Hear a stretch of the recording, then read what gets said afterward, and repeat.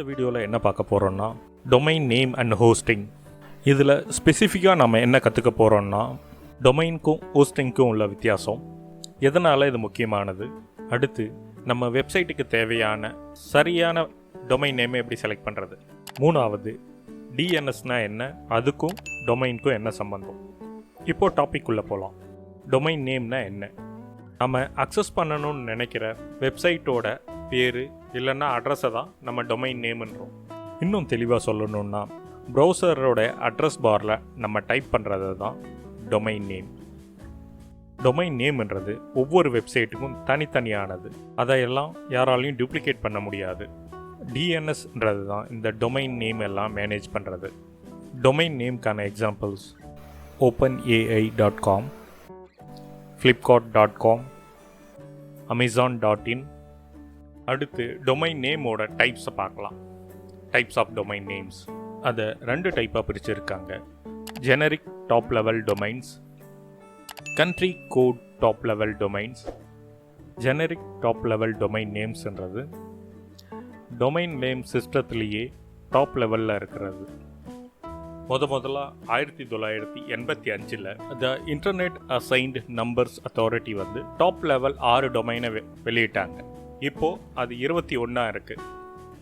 Top level டொமைனுக்கான examples .com, .net, .edu, .mil, .org.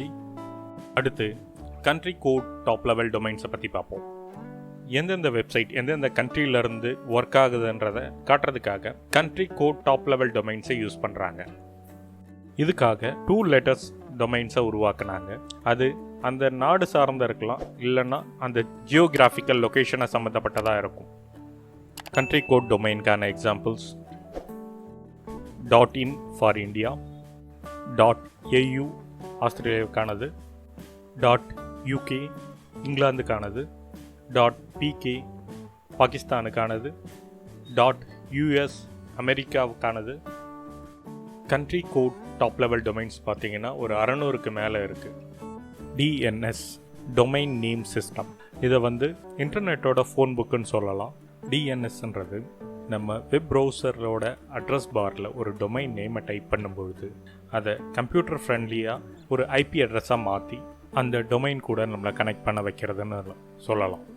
அடுத்து web ஹோஸ்டிங்னா என்னென்னு பார்ப்போம்.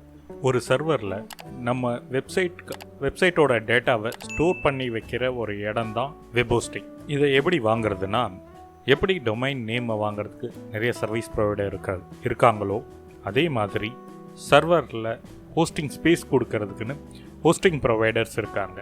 டொமைன் நேமையும் ஹோஸ்டிங்கையும் சிம்பிளாக சொல்கிறதுனா, டொமைன் நேம்ன்றது நம்ம மொபைல் நம்பர் மாதிரி. அதை வாங்கும்போது நம்ம என்னென்ன பார்ப்போம், ஃபேன்சி நம்பராக இருக்கா, ஈஸியாக ஞாபகம் வச்சுக்கக்கூடியதாக இருக்கான்னு பார்ப்போம். அதே மாதிரி தான் டொமைன் நேம் வாங்கும் பொழுது அடுத்தவங்க ஈஸியாக ஞாபகம் வச்சுக்கக்கூடிய நேமாக இருந்தால் நல்லாயிருக்கும். அடுத்தது உங்கள் டொமைன் நேம் உங்களோட கஸ்டமருக்கு ஒரு நல்ல இம்ப்ரெஷனை கொடுக்கணும். சர்ச் இன்ஜின் ஆப்டிமைசேஷனில் ஈஸியாக வரக்கூடியதாகவும் இருக்கணும். ஹோஸ்டிங்ன்றது நம்ம மொபைல் ஃபோன் மாதிரி, அதில் என்ன வேணால் டேட்டா ஸ்டோர் பண்ணி யூஸ் பண்ணிக்கலாம். அடுத்த வீடியோவில் டொமைன்ஸையும் ஹோஸ்டிங்ஸையும் எப்படி வாங்குறத பற்றி பார்க்கலாம்.